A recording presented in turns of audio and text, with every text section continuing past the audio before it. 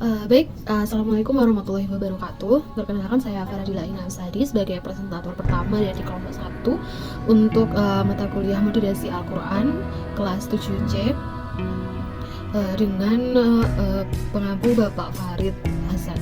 Nah, di sini untuk presentasi daripada pembahasan diskusi kelompok saya yang beranggotakan saya sendiri, Faradila Inamsari, kemudian ada Arif Dika dan juga ada Alfi Ayu Nasiyah.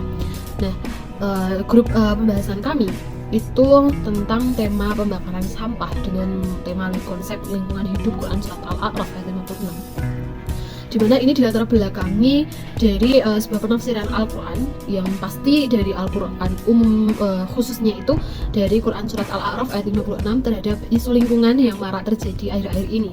Nah, kemudian masih banyaknya pembakaran sampah sembarangan yang terjadi baik di desa, di kota, dan di tanah lapang lainnya.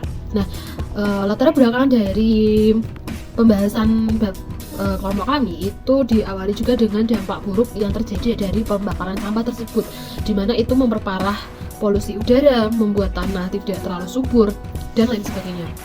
Kemudian bagaimana peran mahasiswa dalam menanggapi hal tersebut. Nah, dari penjabaran latar belakang maka tercipta sebuah rumusan masalah. Yang pertama ada, apa sih relevansinya Quran Surat Al-A'raf ayat 56 dengan isu lingkungan, dengan masalah lingkungan tersebut.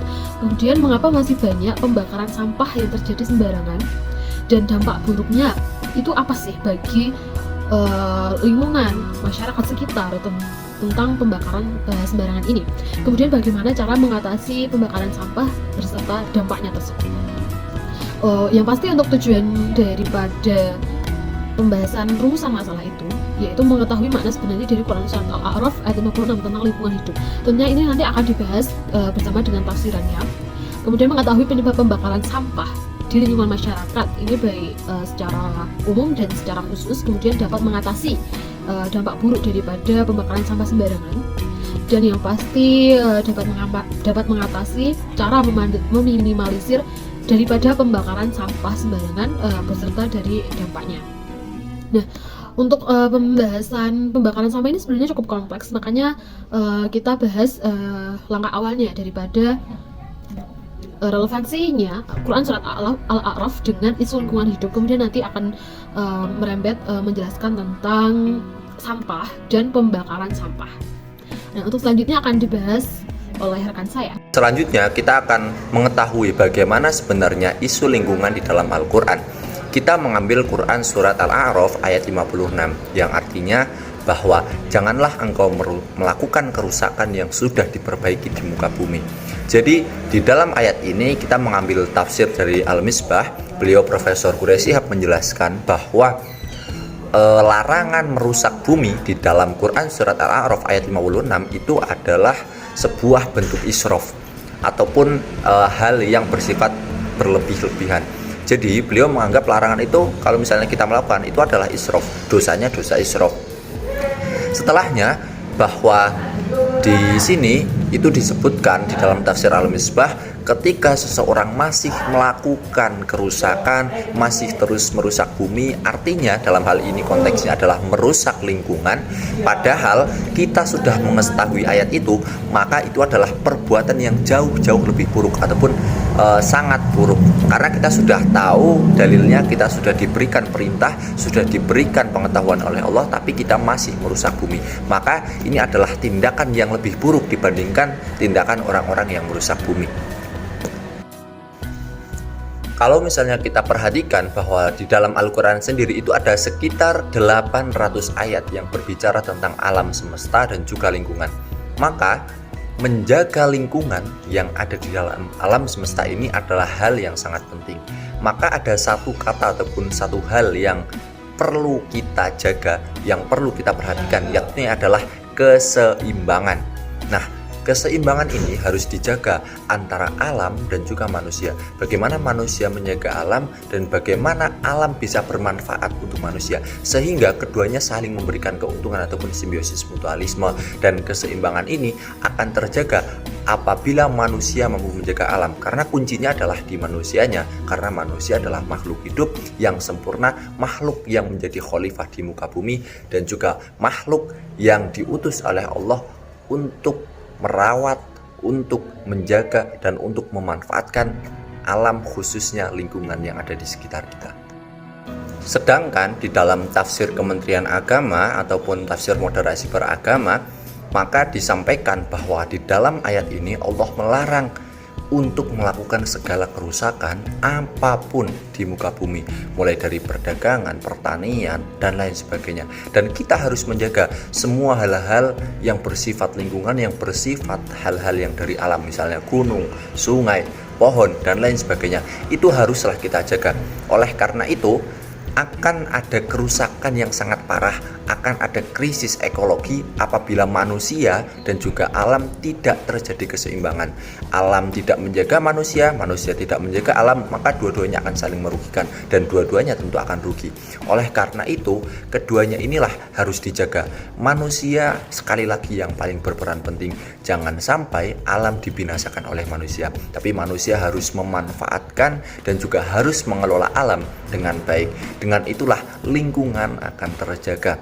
Bagaimana caranya? Kita harus menjaga udara yang bersih, kita harus menjaga tanah kita, kita harus menjaga lingkungan kita dari lingkungan yang kotor. Sampah salah satunya itu adalah hal yang membuat kotor, hal yang sangat-sangat merusak lingkungan. Kita perlu ingat bahwa seluruh yang ada di muka bumi ataupun di alam semesta ini itu ditundukkan dan diciptakan untuk manusia. Oleh karena itu, agar ini bisa dikelola dengan baik, maka manusianya harus baik. Ketika manusianya baik, alamnya akan baik. Namun ketika manusianya buruk, maka alamnya akan buruk. Oleh karena itu, kita harus menjaga semua dan juga tidak boleh membanding-bandingkan. Misalnya saya suka pohon A, tidak suka pohon B, maka saya hanya merawat pohon A. Tidak bisa seperti itu. Kita harus menjaga semua tumbuhan, kita harus menjaga semua lingkungan, kita harus menjaga semua ciptaan Allah dan memanfaatkannya dengan baik. Lalu bagaimana agar kita bisa menjaga dan juga memanfaatkan dengan baik lingkungan ataupun alam semesta ini yang sudah diamanahkan oleh Allah, yang sudah dianugerahkan oleh Allah untuk kita sebagai khalifah fil ard? Maka salah satunya itu ya tadi, dengan kita menjaga sampah ataupun kita mengelola sampah ataupun kita tidak membuang sampah sembarangan, karena sampah adalah masalah yang sangat besar. Dan sampah ini itu diatur di dalam undang-undang di Indonesia, yakni adalah Undang-Undang Nomor 18 Tahun 2008, di mana undang-undang ini mengatur apa itu pengertian sampah, bagaimana pengelolaan sampah yang benar, apa sanksi-sanksi ketika kita tidak memanfaatkan sampah dengan baik, dan lain sebagainya. Dan ini adalah bukti nyata, ini adalah hal yang sangat jelas agar kita bisa menjaga lingkungan dengan baik dan kita bisa mengimplementasikan Quran Surat Al-A'raf ayat 56. Karena tadi dengan kita mengelola sampah, kita menjaga sampah, maka kita akan mengelola lingkungan, kita akan menjaga lingkungan dengan baik, dan kita akan menjaga kehancuran di muka bumi ini. Apa itu sampah? Menurut Kamus Besar Bahasa Indonesia, sampah adalah benda atau barang yang dibuang karena sudah tidak terpakai lagi. Sedangkan menurut Undang-Undang Nomor 18 Tahun 2008, sampah adalah sisa kegiatan sehari-hari manusia atau proses alam yang berbentuk padat.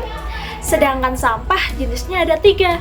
Yang pertama adalah sampah rumah tangga, yaitu sampah yang berasal dari kegiatan di rumah tangga, tapi tidak termasuk tinja dan sampah spesifik. Sedangkan yang kedua adalah sampah sejenis rumah tangga. Biasanya berasal dari tempat-tempat komersil seperti konveksi, pabrik, fasilitas umum, fasilitas sosial, dan lain-lain. Sedangkan yang terakhir adalah sampah spesifik, yaitu sampah yang berasal dari akibat bencana seperti kebakaran, longsor, tsunami, dan lain-lain. Ku bacakan bagaimana cara mengelola sampah sesuai dengan Undang-Undang Republik Indonesia.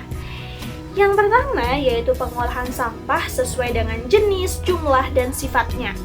Kemudian, pengumpulan sampah ke tempat pengelolaan residu. Selanjutnya yaitu pengangkutan sampah dari pengelolaan residu ke TPA.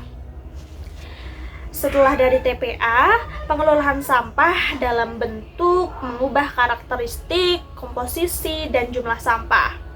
Yang terakhir, pengembalian sampah dan residu hasil pengelolaan sebelumnya ke media lingkungan secara aman. Pemerintah pusat dan pemerintah daerah wajib membiayai penyelenggaraan pengelolaan sampah. Biayanya dapat bersumber dari dana APBN dan dana APBD. Membakar sampah memang terkesan sangat mudah, efektif, simpel, dan sederhana. Akan tetapi, bagaimana dengan zat beracun yang mencemari udara kita? Asapnya yang mengganggu lingkungan, baunya yang tidak sedap dan mungkin bisa mengganggu tetangga kita. Dan bagaimana dengan karbon dioksida dan efeknya terhadap rumah kaca? Itu pasti sangat berpengaruh pada cuaca di dunia ini dan bisa berakibat fatal juga berupa bencana kebakaran alam. Membakar sampah ternyata masih banyak yang harus kita pertimbangkan. Maka dari itu, saya Alfi Ayu Nasriyah dan teman-teman saya Faradila dan Arif Dika mengajak teman-teman semuanya untuk stop bakar sampah dan jaga bumi kita.